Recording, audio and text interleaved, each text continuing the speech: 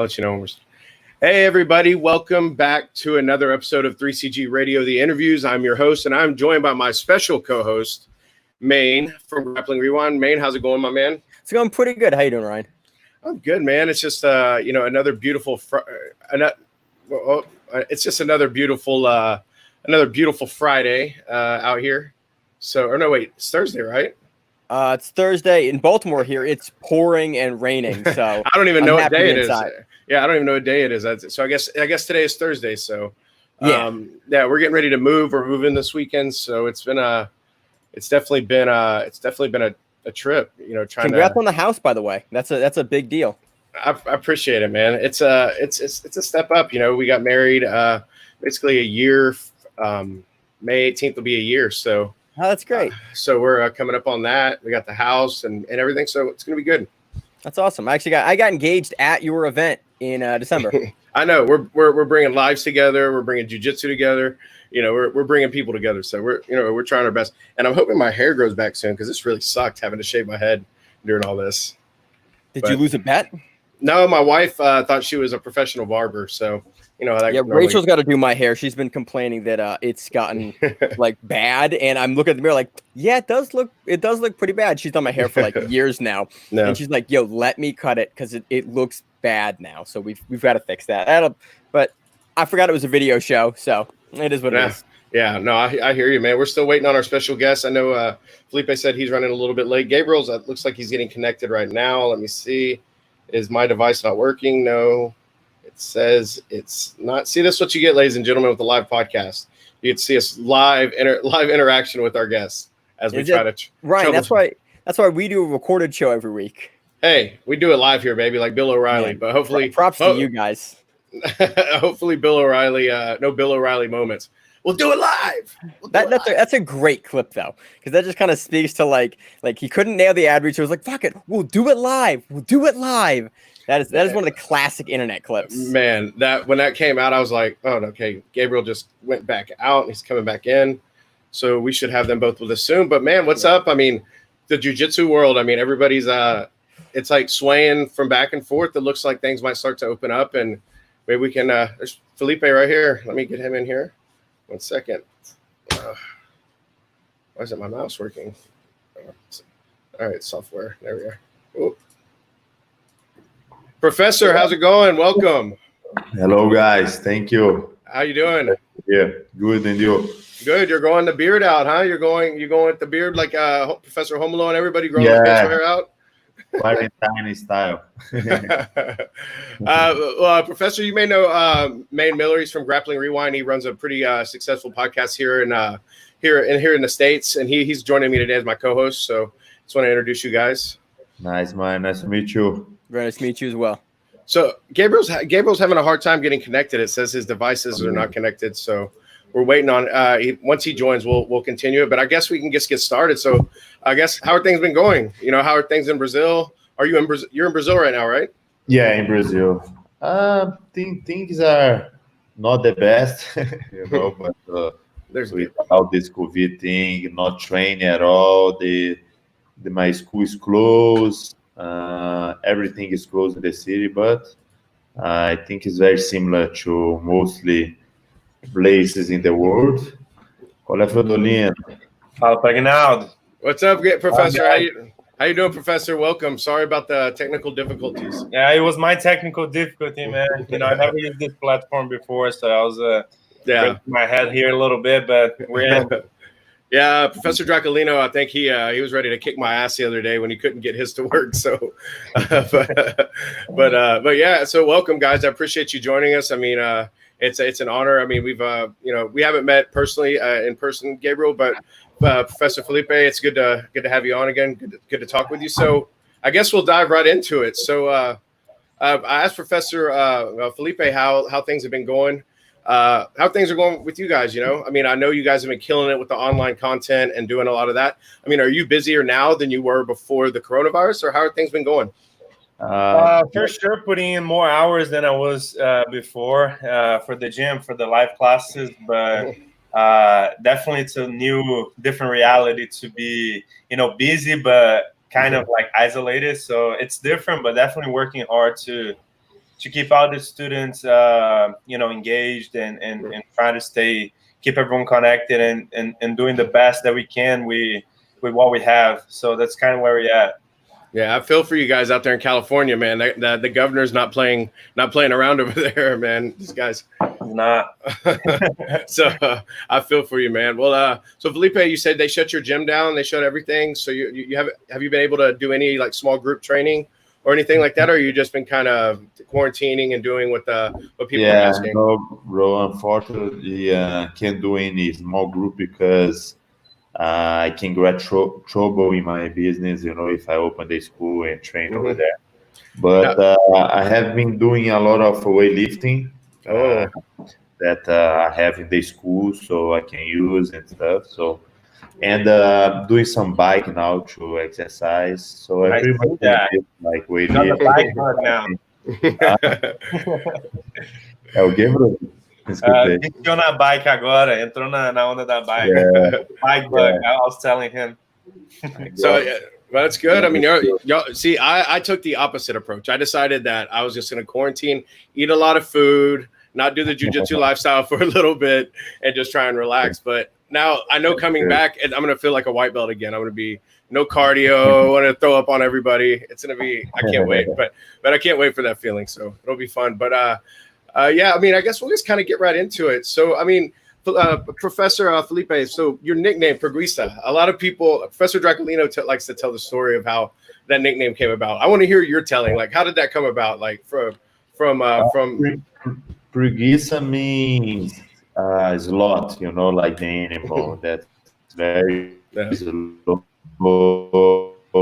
and lazy and stuff. Because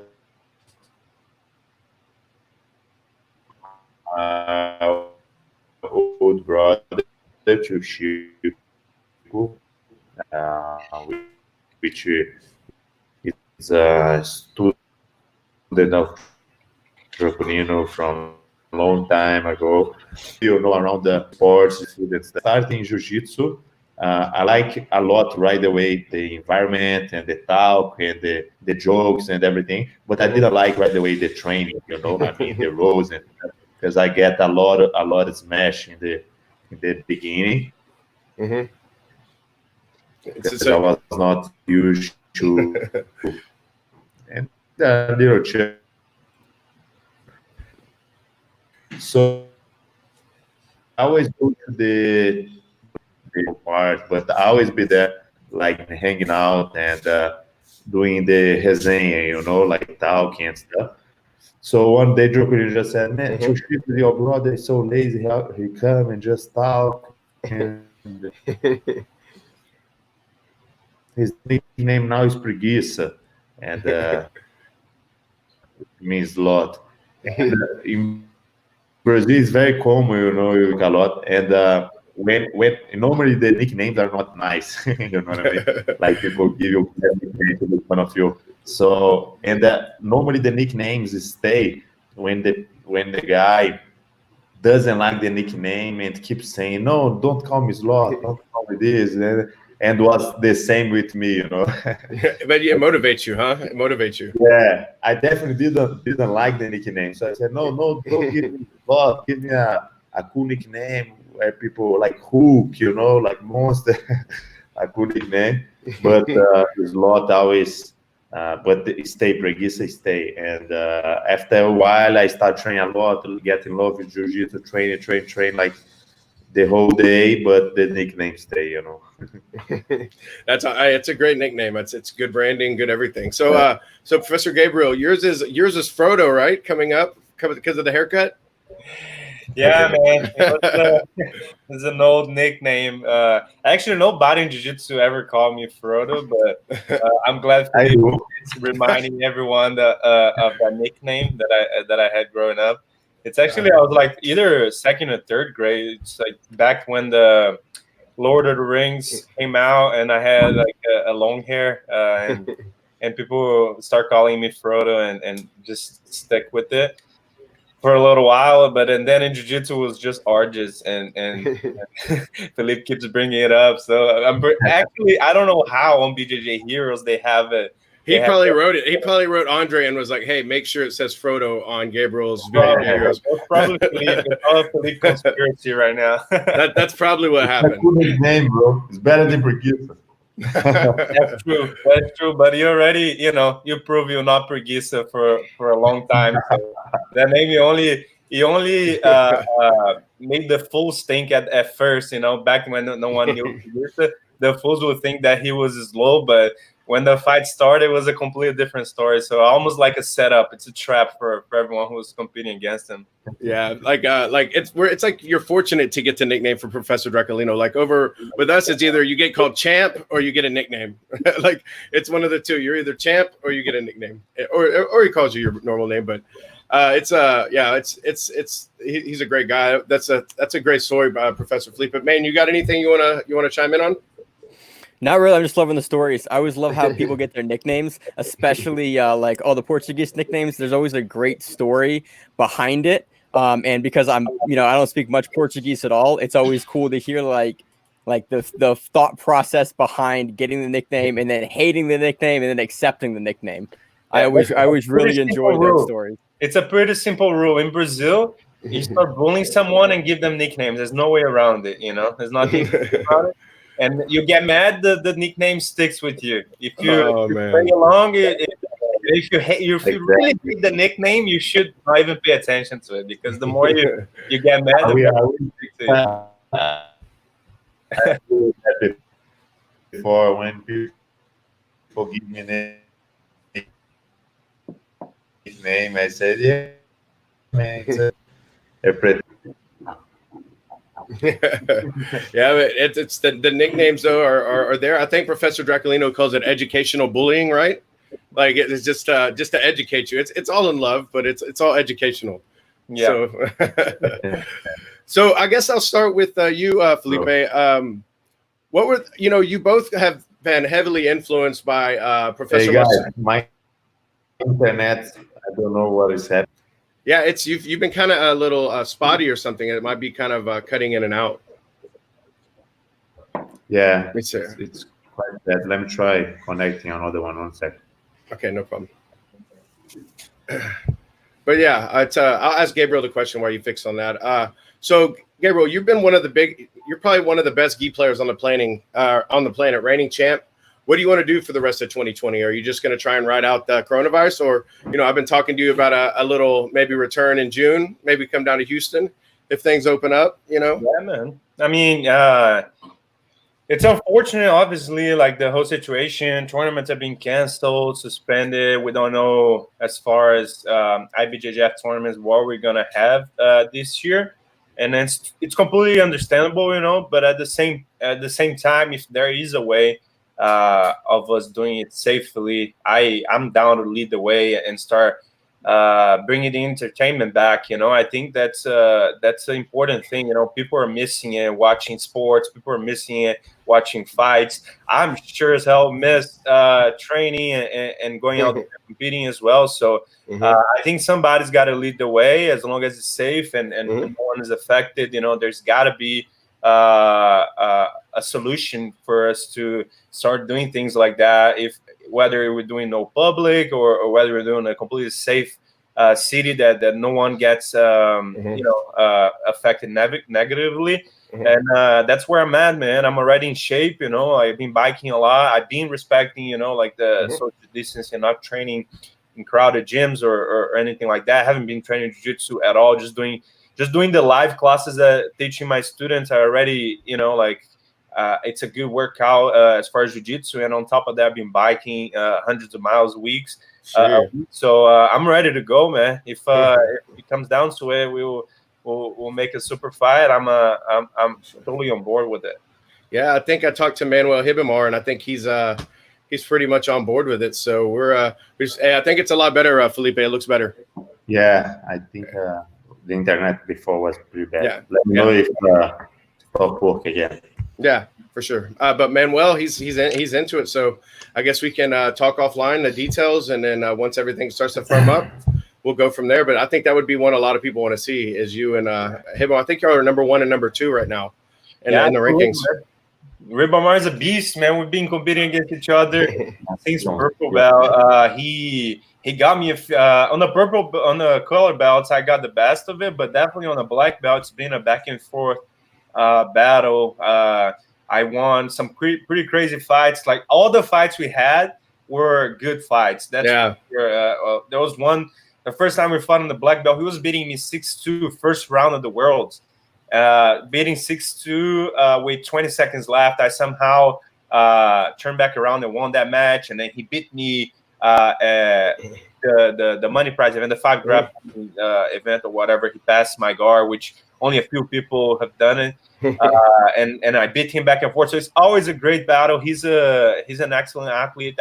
I love competing against guys like him because he's just an overall top grappler. He takes down, he does guard, he does passing. The lapel game, he plays it all. Lapels, he's very updated with everything. Recently won Nogi Worlds. He's definitely like a very tough opponent and cool, super cool dude too. So I'm always down to fight him. So go ahead, man. Yeah, how do you prepare? Because you faced Hibamar all through the color belts, and then in black belt, I think 4 times at black belt, right? How do you prepare any differently for a grappler that you faced repeatedly in rematches, or do you prepare the same way and just sort of look to refine what worked in the past? Well, that's a good question because it's hard to prepare for just one athlete on the formats that we fought because every time we fought, it was just such a stacked a bracket. Worlds 2016 when we fought, we had like multiple world champions, Calazans, Lucas Leite, Celso Vinicius. So it's hard to think just about him. King of the match, we had Hulk, we had Isaac Baez, we had like multiple, like Aspen, multiple top fighters too. So it's hard to do that type of mindset training leading into a tournament like that. But if we are to fight on a super fight, definitely the approach will be a little bit different. I'll spend more time studying his game alone. But yeah, looking forward to it nevertheless. Yeah, the fight's there, so all we got to do is just do the back end of it. So hopefully we can make that happen. Professor Felipe, yes, it looks like you're back and everything's going good. I wanted to ask you, so what we're I get to train with Professor Marcelo Peru whenever I want. Sometimes I don't want to because but how has he like impacted both of you guys' games? Professor Marcelo, Professor Sergio, Professor Draculino, like all of them combined have really helped shape you guys' games. But I see something that's very similar when I did background on both of you guys is that Professor Marcelo and Professor Sergio were really integral in your part of the game. How is that at white belt and blue belt training coming up under those guys? Hey, Ryan, they really good, Sergio has a really good omoplata and really good pressure on top. Urapuru is so complete, like very dangerous guillotine, very dangerous footlock. He passed very good. He gave you a triangle. I remember he gave a triangle on a close guard. Every time I got to his close guard, I knew he was gonna do a triangle. He keep doing, like the type of thing that get mad you on train. So learn a lot from both, from Draculino, from Rominho, all of them. So it's they have a very different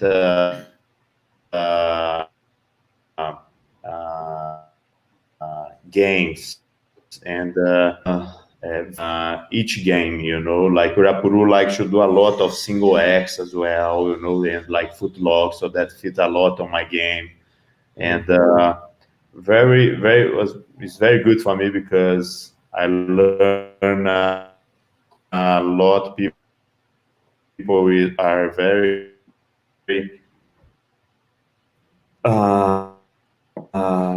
specialized. No, that makes sense. Yeah, the internet was getting a little glitchy there, but I heard most of what you said. So, like, who you're very innovative with your game. You do a lot of things. I remember getting some extra training with you, and when you were here last time in Houston, and you basically said that your game is set around. Most people think that there's this one reaction, but you're doing it on the opposite of what they don't expect. So like if you're going to try and set up a sweep, some people might think they base this way, but you're setting techniques up to do it kind of the opposite way. So what kind of made your game that way? I mean, it's a very funky kind of game. Like it's very different. So what was who was the biggest influence on that? I don't know, but it's something that I do since a blue belt, like I like a lot to play like open guard, and I was smash a lot when I start training, because there is so many good guys here in BH and training at home and stuff. So I don't know, I just developed like a very orthodox game, like and I always like to study jiu-jitsu. Like I remember when I was like blue, purple, brown belt, I stay many hours in the combat again. So I like a lot to study and create positions, and I think that's why it's a very open game and different game. Yeah, it's definitely one of a kind. The sweep you taught us at the seminar, the Pena sweep, I guess, the one from reverse de la Hiva, where you it's like they're slipping on a banana peel and they fall and you come up. That sweep you taught me, man, it's the whole gym knows it now, because I hit it on everybody. I sent you ever since you taught us that, I'd send you the videos and stuff. But man, there was that sweep. Nobody expects it. Nobody, and I'm talking everybody from top down, everybody. It's and now everybody wants to learn it. So now everybody's doing not only the Pena choke, but the Pena sweep now at GB Texas. So it's starting to spread through. So it was definitely a good time to have you down. I'll ask you, Gabriel, on when it comes to what were you like? That's great. Man, we're on. It's super laggy, I guess. Let me see if we can tweak something real quick. All right. Yeah, there we go. He's coming right back. But yeah, Gabriel, what were you like at White and Blue Belt? I mean, kind of the same thing. I mean, was it early on? Did you know that there was something different about your game that could give you the potential to eventually be a world champion, or what were the building blocks that they put in place? I think for sure my guard was like since the beginning, I would feel comfortable and I pull guard on higher belts and feel like I could hold my own in there, So white and blue belt, as far as tournaments, it was mainly submissions from close guard. So I would pull guard, try to get to close guard, and I'll get triangles after triangles. It was either getting a submission or I would lose the fight, because that was like my go-to. It was almost like robotic. I knew what move, the moves that I would get, higher belts with, the moves that were working. It wasn't like a time that I was trying much, like different stuff out. I was just like sticking to what I did best, which was like arm bars and triangle from close guard. I had a good setup that would hold, wrap the arm around and kind of go from there. And it made me win some good tournaments in a white and blue belt. Nothing awesome, nothing major, but it got me started. That's awesome. Man, you have any follow-ups on that? I got a completely kind of left field follow-up. When are we going to see the vlogs come back, Gabriel?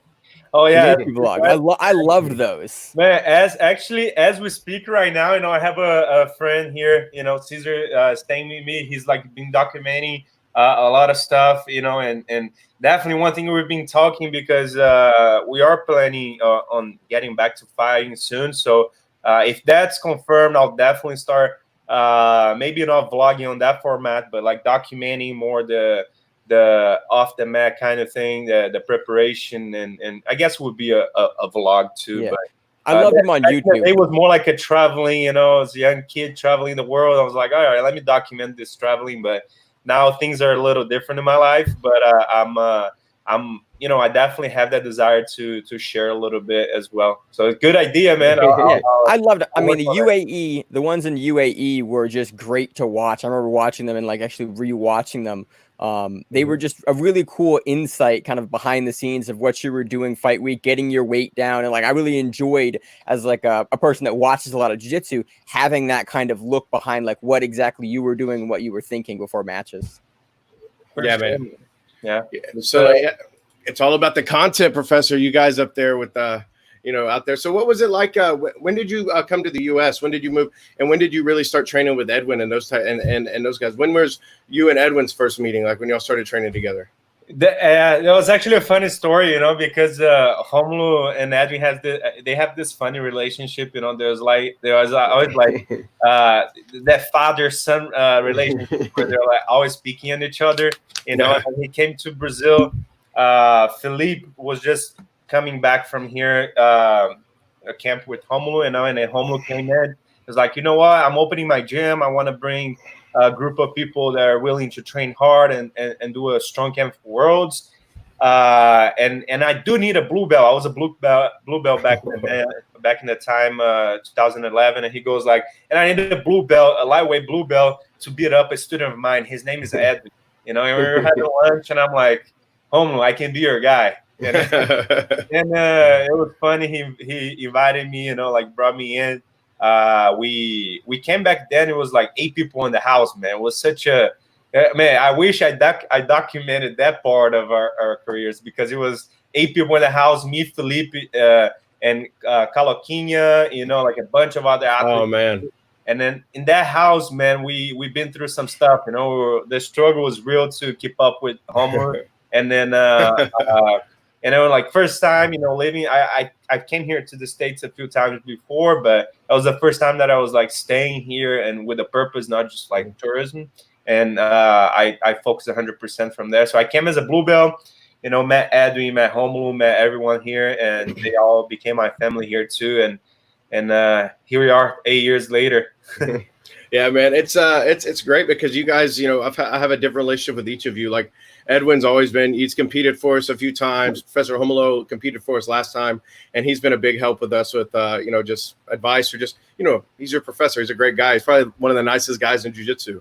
But I can't watch his Instagram stories right now. It really makes me feel bad about what I do, because like he's out there every day on the bike. Grinding, he hasn't stopped, and I'm just sitting here eating Oreos. I can't watch his Instagram stories anymore. I know. Yeah, shout out to Romulo, man. That's his birthday week. 38 years old, he's gonna turn, and he's out there killing him. He's outwork everybody, man. So shout out to my biggest inspiration when it comes to training, man, and to everything too. So his birthday week, when does he turn 38? He's turning away, I think May 2nd. It's coming up. It's this week. Very cool. Saturday. Yeah, I think Saturday. So, yeah, man, he 30 years old, hanging out with the 20-year-old and doing more than most of them. So it's pretty impressive, man. I love his videos when he goes out there and he puts them out there of like his guard getting passed or somebody, you know, like Edwin trying to flying triangle him, or, you know, he's just so awesome. You don't see a lot of these guys that are putting the bad footage from the training, you know. Everybody only wants to put the good, but Romulo is always out there showing that, you know, jiu-jitsu isn't just, you know, always good. There's the good and the bad, and it shows that even he has bad days. And I think that's a good message. It's he's very selfless, you know, so he's always, you know, trying to help everybody. And even when he's posting the ones smashing, then he feels bad and then posts something good that him, you know. He's that kind of guy that always hooks you up, you know. So, yeah, those videos, man, he's got some good content too, man. He's been shooting all his training sessions, all the preparation for ADCC, for all the major tournaments and training. Nowadays, it hasn't changed much. He still trains like a monster. No, when he was hey, welcome back, Professor. So we all good? Yeah, I think now we'll be fine, because I just changed the internet here on my home today, and I think that's why it's working pretty bad. Well, good. I'm glad. We were just talking about, I guess, Romulo's effect on you guys and his inspiration and how he really helped shape your game and the things that he was able to do. I mean, like Gabriel, Edwin, they all train together up there. How big of an impact? I mean, I've seen all the videos, all the pictures, but I mean, was it more of a brotherhood, of a collaboration? Because he was ending like the near of his peak, I guess, competitive career, and you guys were just coming up. So was that him? You guys were his training partner. Y'all all pushed each other, or how was the environment back when y'all were all coming up like that? Like the most impacting for me, from my history at home, was back in 2011 and 12. So was when Romulo was competing like the worlds and everything still, and I lived with him in 2011, for example, at his house and stuff, and stay like 24/7 with him, doing all the preparation, all the training. eating the same thing, sleeping on the same time, talking the whole day about jiu-jitsu. So that was like the biggest influence for me, and when I mostly learned from him, not only about technique, but about like hard work, like he's a very hard work and athlete, and back on the day when I was in BH, I thought like I train a lot, and I always when getting a big tournament like the Worlds and stuff, I lost on quarterfinal, semifinal and stuff. And when I got there, I saw I trained not enough, When I got there in 2011, I saw I could train way more and could do way more to accomplish my dream, So, and that was the mostly the biggest thing that that helps me on my career, because I put that in my mind and could not have a better way to experience that and live that than living 24/7 with Romulo, And when I come back to Bait, I said same thing for Gabriel, Gabriel was starting his career and stuff. He trained with me here, and I told Gabriel, bro, you think you train too much, but you train nothing, bro. You train shit. You need to train way more than that. You need to do this, you need to do this. And I think that was when he started actually train more. And in the next year, like 2012, I told Gabriel, and a few other friends, that said, hey guys, let's go there, let's train. We're gonna train at Romulo. We rent a house and stuff, and we stay like 24/7 focus on training and the competition. And that's what we did, was the first time in Gabriel over there training and stuff, and it was a great experience. Yeah, we're actually just talking about this right now, about the house. We're talking about like the vlogs and stuff, and I was like, man, if you had a vlog or a documentary about that year 2012, how the house was, 8 people in 3 rooms, everyone training all day, living the same schedule, eating the same time, killing each other on the mats, and it was historic, man. So have you seen that documentary on Flow Grappling, the Daisy Fresh? The guys from the Pedigo submission fighting, they put out that video about these guys that were sleeping on the mats and training and eating and doing all this stuff. It sounds like you guys were doing that. I mean, way back before all that. Like that's just how it is. Like in Brazil, you guys sleep on the mats, you train all day, you eat barely anything. I mean, you're just doing what you can. I mean, is that still? I mean, being in America and now teaching in America, Gabriel, how you've had to adapt your style a little bit, right? Otherwise, students in America aren't really used to that level of intensity in terms of training. Well, it's not even like the comparison wouldn't even be like teaching in the States or teaching in Brazil. It's like leaving jiu-jitsu to become a professional athlete on one side and just doing as a hobby, as a way of life, as a lifestyle, right? The way that we were doing, like we're all trying to become world champions, and for that to happen, we had to like do everything. And then I remember like same thing that Felipe was doing with Romulo, doing everything that he was doing.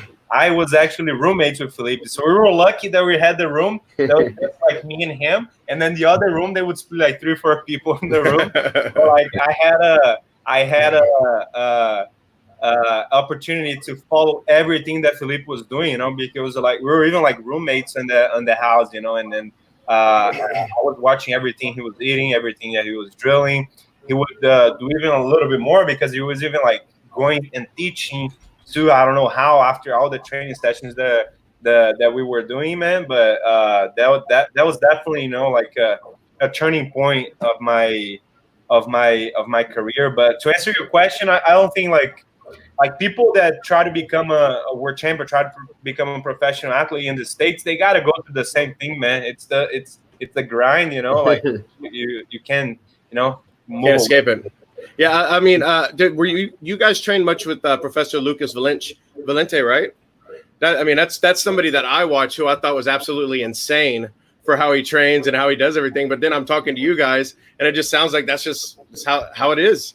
Like, I mean, because he's a big inspiration. Him and Professor Draculino, seeing how hard Professor Drac, he'll go and fly to Italy, get off the plane, go down, eat dinner with his family, come teach a class, teach the kids class, go back. I mean, when you have examples like that, like Professor Lucas and Professor Draculino every day, it's hard to stay unmotivated. So it's so I guess those examples with Professor Homolo and Sergio, Professor Marcelo, they're all the same. You know, they all are just crazy hard workers. Man, the level of your training was so high that there's a funny story because I was roommates with Felipe, you know. So there was this week, man. We did all kinds of sprints. We did all kinds of like waking up 5 a.m. on Saturday to do strength and conditioning after doing like all that crazy training. And then that Saturday, I remember like super tired, you know, like it's like 9 p.m. and I'm going to bed. Felipe is already passed out. And then like 10 minutes in, I start like hearing a clap, you know, and then there's someone clapping in the room. And then I look at Felipe, this guy's clapping, and I don't know why he starts singing happy birthday song. He was like, and I'm like, that's the level of training that we'll get, you know. This guy was singing happy birthday as he sleep, you know? And then whoever knows Felipe knows that he sleep like a rock, you know, like anywhere. Yeah, very deep, very deep. He leans his head on something, he would sleep. But that's the level of training that we got, man. We would follow home to the maximum capacity. Yeah. So give me. It's not what I would like to say for that. Normally say for that camp is like the type of thing. Or you get like there is 3 options, okay? Or you get really good of jiu-jitsu if you follow everything. If you go a camp like this. Or you give up of jiu-jitsu, like many of our friends like went there to do the camp and do everything, and did to fight the worlds and didn't fight the worlds because they like, oh man, I give up. This is not for me. I'm gonna do other things. So I'm gonna stay here. Or the third option, they get crazy. Like there is one guy. He went there and he went to compete the worlds and stuff. And like 1 month before the Worlds, he was training everything hard. And then on the like, I think it was like 1 month or 3 weeks, something like that. He stopped training. Like he did everything and stuff. And like 3 weeks before he stopped training, he stayed in the room just eating chocolate and stuff. He didn't even fight the Worlds as well. And wow, he come back to here. He didn't train much jiu-jitsu and stuff. So it's like Gabriel said. It's very hard and very it's like very intense, the camp, but it's not for people that train for hobby or just want to live the lifestyle or want to have a good experience of jiu-jitsu, you know. I think this is necessary if you really want to be like a world champion, like the best in the world. It's hard to be, you know, so you definitely need to put a lot of effort and hard work and time and need to be intense, you know. There's no other way. No, for sure. How does your training from back then, how does that look versus your training nowadays? How different is that kind of environment leading up to like the Worlds now or a big competition now? It's completely different, honestly. That was the only thing I was doing or focusing. That was like my plan A, B, and C was to become world champion, you know. And today, I have other things going on in my life. I run a school, you know. I have other projects as well, and I gotta manage my time way better, you know. So I have a training schedule that I stick to it. As opposed to finishing my training session and going home and resting for another training session, most of the times I'm just back at the office and working or traveling for seminars. And obviously everything changed from that point, but that was super important for me to build my mindset for tournaments, really, because if you don't train that hard, you don't hold yourself accountable to believe that you're going to win all those big tournaments, you know? Yeah. And then I got, man, even that year, 2012, I was like, man, why am I doing this? You know, like, okay, you know, like this is cool. You know, it's a unique opportunity, but is it worth it? All the struggles and the hard training that we go through. And then I remember only reason for me to sticking to it because there's someone holding yourself accountable, right? which was Felipe and Romulo. They were like, every day they would say, man, this year Worlds, this guy's winning, Gabriel's winning. So when there's someone like putting the eggs on your basket, you know, you kind of want to live up to it and kind of make it work, make it worth all the work. And then that's what I was doing. And it's one of the reasons I didn't give up. And I was just like, man, got to get through it. And we all got through it. We all built successful careers after that. So it's proof that, you know, hard work definitely pays off sooner or later. Yeah, Professor Felipe. So you guys both have fought all over the world. I mean, from Abu Dhabi, I mean, obviously Brazil, the States, over in Eastern Europe. I mean, how has it been? How has those experiences shaped you as a competitor? I mean, when you're you're looking at the big tournaments, Worlds, and this, when you fight for an ACB over there, and I can't remember where they were at, Ukraine, Croatia, or whatever it was, or you fight for Fight to Win, say here in the States, or Kasai, or BJJ Stars, like. What have you seen in terms of the growth of the promotions from the days of like maybe a Metamoris to now? Because I know you guys have always had super fight events in Brazil, but in the States, it's just kind of recently got popular.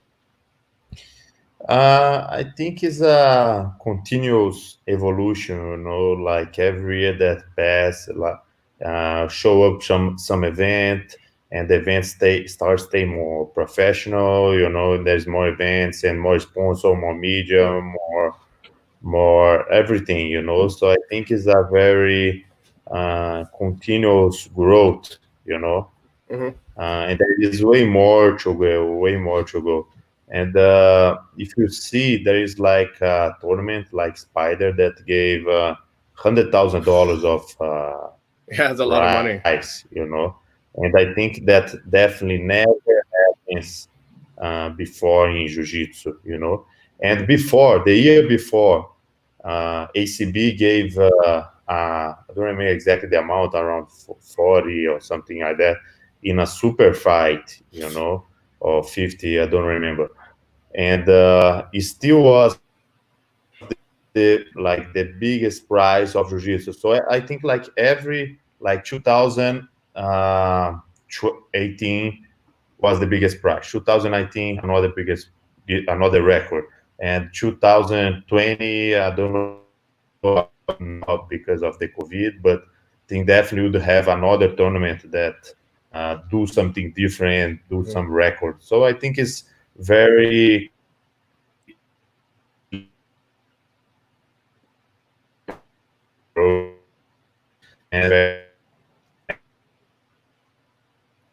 we can blame his internet on coronavirus. That's what we can do. Let me see. Make sure he's okay.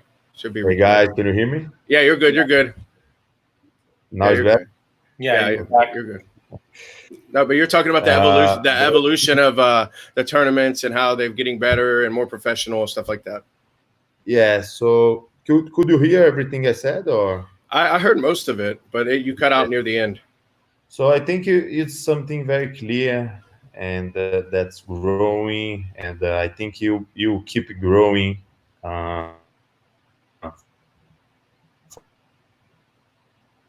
Be something very natural. Yeah, very, very cool, very cool. So what's coming up for so Gabriel with you know, rest in peace to Kobe. I know you guys. I don't know if you guys are like super close. I know your academy was in the Mamba Sports Academy.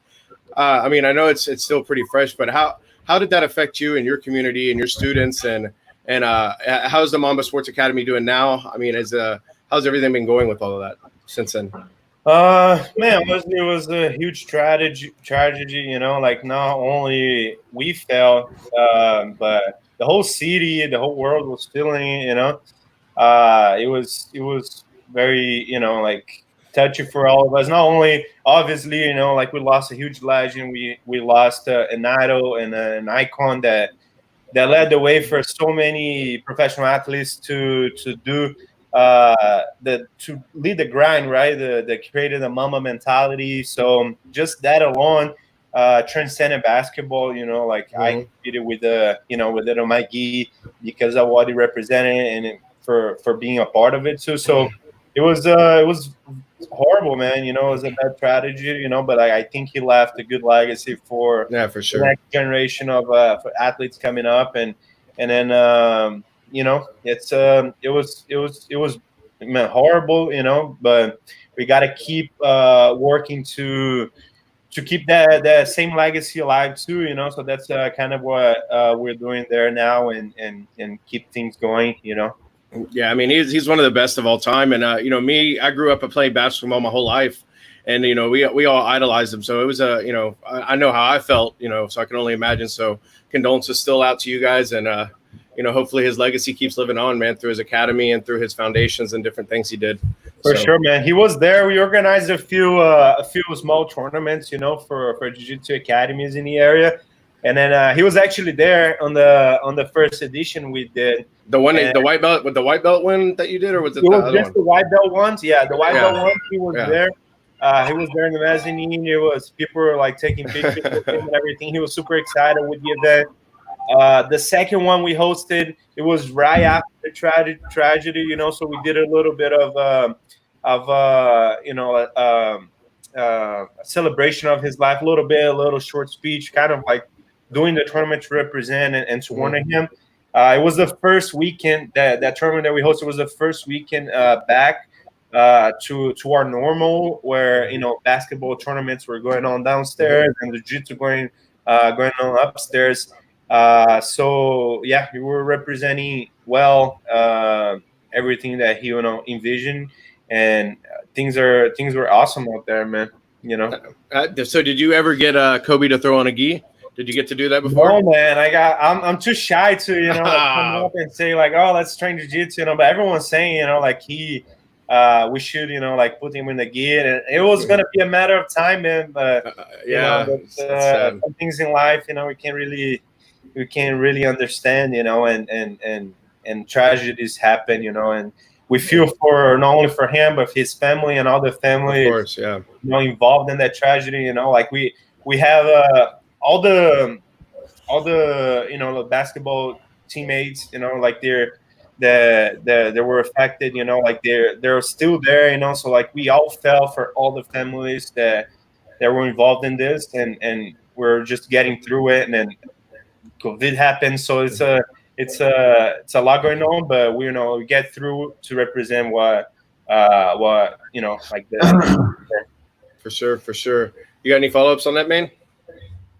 Not really. I mean, well, I was going to ask you then, Gabriel. We had you know, Brian Cushing and Edwin on I think last week, and we were talking about the level of the professional athlete when they do jiu-jitsu. So you are surrounded by professional athletes. I'm sure you teach privates. I'm sure you do a lot of stuff with, you know, the guys that can't, you know, that are doing it. What have you noticed in the freak athlete taking to jiu-jitsu early on compared to the normal person that walks in the door? Like, how crazy is it for you to see their? It's insane, man. It's insane. Like I train some football players in the NFL. I train. Obviously, you can't even compare the UFC fighters. They already know jiu-jitsu, so it's hard to kind of like even consider that, because they already have that background of wrestling. So when we're trying jiu-jitsu, they already know jiu-jitsu, right? But man, the NFL players, man, oh my God, man. I work with some NFL players. I swear to you, man, it takes one lesson for them to understand what it is. And then you do some specific training, man. That's bad news for a lot of people, man. Very much, yeah. The learning curve is so much faster because of the athleticism and just the body awareness, you know. Like they're used to impact, they used to keep their balance, and that translates so well to jiu-jitsu, man. Like sometimes 1-2 sessions, I start training with them, they already, you know, like enjoy it, and man, out of nowhere they get good so quick, and then I need to, you know, like train for real. You're like, hey man, slow down. You're not supposed to progress that fast. That's awesome. Yeah, that's kind of the experience we had with Brian Cushing. He trains with Professor Opiano and Pedro over there. So man, that guy, we were I've trained with him a few times. It's not something that I want to do anymore. It's a gigantic, like 6'9", almost 300 pounds. Just and then he jumps in the air like 8 feet, does front flips over your guard. It's like, what am I even doing? Like, I'm just gonna tap out and I'm gonna go home. Yeah, man, they're crazy athletic. It's insane. Yeah. So, Felipe, I wanted to ask you a few questions. I mean, since ADCC, you haven't, you haven't, you didn't look like the Perguisa that we're used to seeing. What was going on leading up to ADCC and the fight with Andre, and maybe how did that go, and what were the issues with that match? Because that didn't look like you in there. Right. Can you say again? Sorry. I was asking you about the Andre match at ADCC. I said you didn't look yourself, so I wanted to know what if there was anything that happened leading up, or is just what had happened, because it just didn't seem like you were able to get your game started, and I didn't know if there was other things going on or what.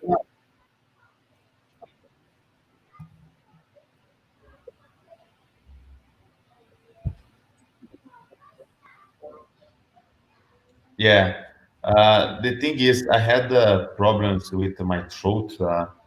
It's not an excuse, but I got like sick.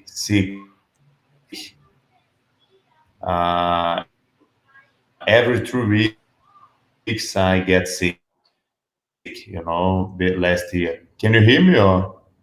No, you're good. You're good. It was just lagging a little bit. Yeah. It was just lagging a little bit. You're good. All right. So I got sick like every 3 weeks. I got sick before I did the surgery. Take it out the amygdala, So like last year, for you have idea, I stay sick 9 times, and 7 to 14 days on the bed, taking antibiotics and stuff. So I definitely was not the camp that I expect. I could not prepare myself like the way I wanted, because every time I start here, kind of my throat, and I got sick. So it's very hard to have a continuous improvement. On the timing, on the physical. To keep training was not a good camp. So the last I was sick. So I was at home, and my dad said, "Felipe, have you think about cancel the fight and stuff, and how you cancel a super fight like this in EDCC? It's not that like a normal event that you cancel super fight and reschedule. Hey guys, let's do on the next event. First thing, I already have the original purse, and even sick, I was thinking that I could win. So it's not the type of tournament that you give up to do if you're not 100%. If you had something like that. So and Andre was very prepared. Everyone could see that he was very prepared. He was very, very strong. Very. He looked like a gorilla, Yeah, he was. He was impressive. Like physical, very impressive. And so I think he had a very good camp. And I had a very bad camp, and that definitely, be honest, influence on the fight. I'm not saying if I had the best camp, I could win, but I think I definitely could do way better, and maybe win, maybe not. I never know. So that was the first time that you and Andre had ever faced, correct? No, we faced 5 times. 5 times? Yeah. So how did the other matches go in comparison to this one? 2 and 2? 2 and 2. Before ADCC was 2 and 2. Thanks, man. But so now it's 3 and 2 for him. So. But that was the only match that was in the no-gi. All the other matches were in the gi at IBJJF and at UAE JJF at World Pro. Yeah. All the was only the draw. Yeah, that's crazy. So 3-2. maybe maybe that'll be one that you can get back to. That's what I was going to ask both of you guys. Now, you guys don't lose very often, but when you do, are those ones that you want to get back? Like for you, Felipe, you had the Tex Johnson thing, which we knew you weren't yourself for that one. You got Herberth, you got João Gabriel. I mean, are there any of those guys? We've talked about, maybe Lucas Barbosa, even, just I mean, as a potential. I mean, are there any of those matches you want back? I mean, the Herberth match was, it's kind of you never know what you're going to get with that guy. But I mean, they were always exciting matches. So, anybody, what would you like to see when you come back finally?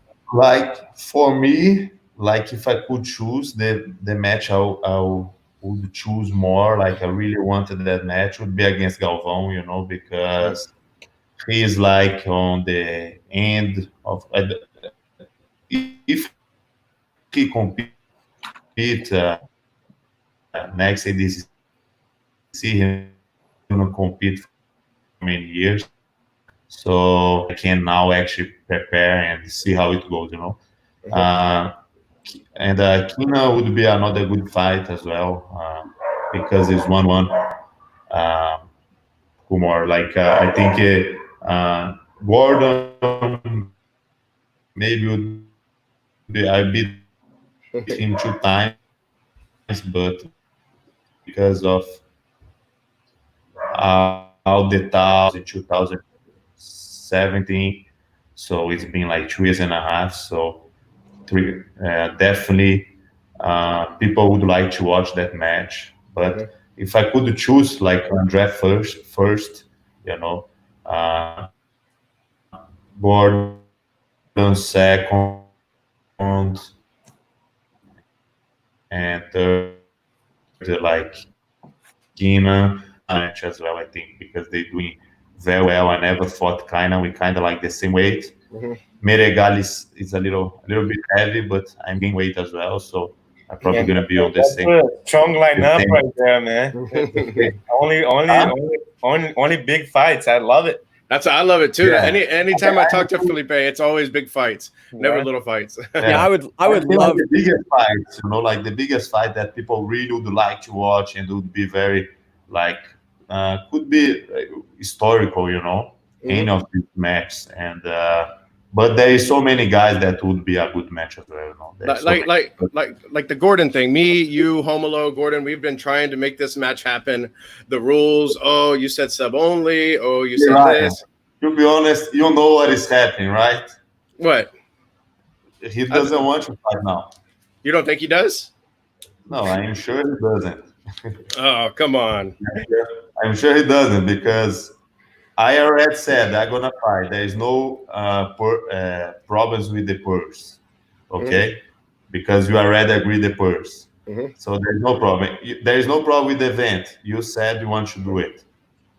The only problem with the rule set that he's like very strict. I want to be a submission only, and I am not strict. I'm not saying I want to be a BJF rule. I want to be a give fight. I'm not saying that. I want just to be reasonable and find a fair rule. And he keeps saying like this. You said sub only this and that. Because you said that print to him like the first time you contact me about the fight and say, "Oh man, that would be great." No, and that's and the way I took that, and I've explained it to him. Okay, and submission only would be great. You just said, "Man, interesting." Submission only fight against Gordon. You guys would do great again. I said, "Man, that would be great." I just said that. Of course, you're gonna talk about the purse, about the rule, about the date, about everything. But one thing I know about you and your brother and how you do business, you're not going to agree to a match that big like that easily on a WhatsApp message and say, "Hey, that sounds great," and then the match is ready. Bro, to be honest, if I lose 2 times, I would agree. Do what? I'm sorry, you cut out. I already know about anything, because I would want to be bad. I'm saying if I lost for someone 2 times and I really want to fight that someone or beat that someone or believe I beat that someone, I would say, "Man, okay, choose whatever. I want to fight you. I already lost 2 times." But on my position, of course, I'm not gonna I beat him 2 times. I'm not going and let him and everything that he wants. Doesn't make sense. Yeah, and that makes sense to what you're saying. I like Gordon. He's a different person outside of his Instagram persona. He's a nice guy, but I think you're right. I think that you have the 2 wins. I think that there needs to be you fight the gi and no gi, so you're not just focusing on no gi all the time, sub only. I think it's fair to find a middle ground like our rule set or something like that. That's fair for everybody. And hopefully, I told you I was done in that message. I said, it needs to be done. If somebody wants to make it, it doesn't even have to be me. I just want to see the fight. So promoters, you're out there listening to it, save me some money, make the fight. Like if you can make the fight, but let's get the fight going, because that is what everybody wants to see. Everybody wants to see that match. Sure. I still have the poster saved from the original one. From a couple of them. I'm excited. I'm excited. I'd be excited for that match, to cover that match. Yeah, it'd be incredible, Felipe. That's the match. I think. I mean, everybody talks about, it's old news, but that is the match in jiu-jitsu. Like for Gordon, if it's not you, then who is it? Is it Kynan? No, I mean, they said that it didn't go very well for him in the Modolfo camp, so Kynan wouldn't fight him or something. Or is it? I mean, who is it? It's you or nobody for me. That's the way I look at it. I mean, there's nobody else I think that can challenge him or potentially beat him other than you. So it's I think there is mainly a lot of good guys that could beat or could lose. I could lose. I believe I'm gonna be.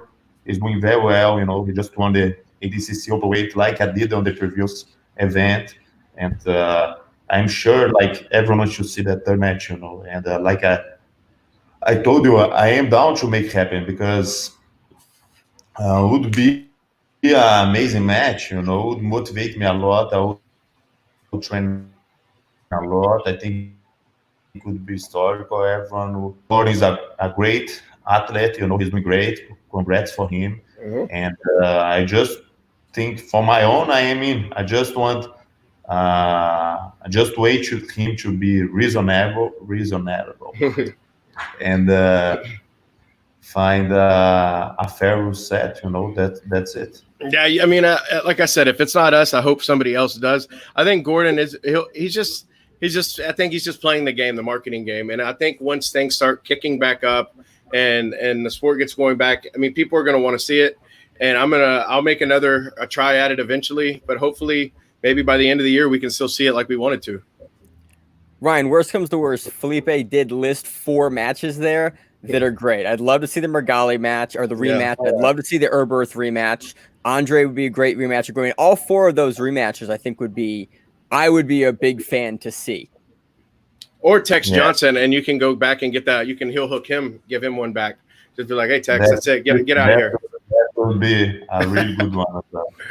That's what I'm saying. Like, you got to get these vengeance fights. So the haters and the Reddit people and the Instagram people. Well, what about Tex? What about this? Like, I know those have got to be the fun ones for you guys, right? I don't fight for haters or for people in the internet. Always gonna be, what about this? Always, doesn't matter how good you do, always gonna talk. So, but I think all of these matches, not because of the people talk, but because I think would be a great match, and like you said, some of them I lost already, and I want to test me again and see what happens, So, I mean, and that's what's motivating you. You've basically won everything. No gi, you've won everything. So motivating you is big fights, basically. That's it, right? Yeah, I think there is like one point that we only need to fight that fights that actually gonna kind of make a sense for you and gonna make a lot of these matches definitely would have a lot of people would want to watch, would call a lot of attention, and would motivate me a lot, would motivate me a lot to train very hard and be 100%. Yeah, it would definitely to beat and very make a win of any of these guys, any of these matches would make a huge difference on my career. I think it would not be just one more win. So ADCC 2021. You both going or what? Oh, for sure. Sign me up, bro. We're in. We were there for the last one, and it was amazing. The setup that Mo did. I mean, the stuff, the way Seth had the production. I mean, everything looked amazing. I told him amazing. Nah, it was a great event, man. Yeah, I got to shoot photos from Matt's side for the finals, so that was a pretty cool experience on my end as well. I just remember when you and Andre were getting ready to fight, just the energy, everything, the lights went off, everybody was in the middle. It was like it was an amazing moment just seeing that alone. So I think those guys will probably do it even bigger next time. So it's going to be exciting, I'm sure. But we're coming up on an hour, guys. I don't want to keep you guys too much longer, but I guess we'll end it on this. Jiu-jitsu is going to come back eventually, but in Brazil right now, Felipe, it's COVID's getting worse now, right? Have they placed travel restrictions and stuff like that on you guys yet?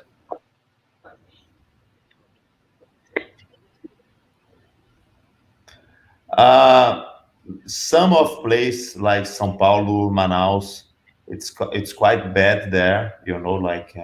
It's growing and there is a lot of cases. But like in my city, for example, very bad. But I think last time I saw was only like 15 deaths on my city or something like that. That's good. Yeah, very good. All right. Like yes. So, but some like São Paulo, like a big capital. Like place that lots of people together, bring people from the house as well. But I think like my city and some states are not so bad like that. Awesome. But everyone is on quarantine, like pretty much the whole country. Like the south, Santa Catarina, like was open. Like people start come back to activity already, but most of the country is still on quarantine, still at home office and stuff, But let's see how it goes. Yeah, for sure. I hope you guys stay safe down there and it doesn't get too bad. And, things can, hopefully y'all can take some lessons from other countries and how they've contained it and it starts to push back on it and y'all can get back to normal sooner than later. Same with you, Professor Gabriel. I know things are bad in California, but, I'll stay in touch and let's get jiu-jitsu back as safely and as quickly as we can. 100%, man.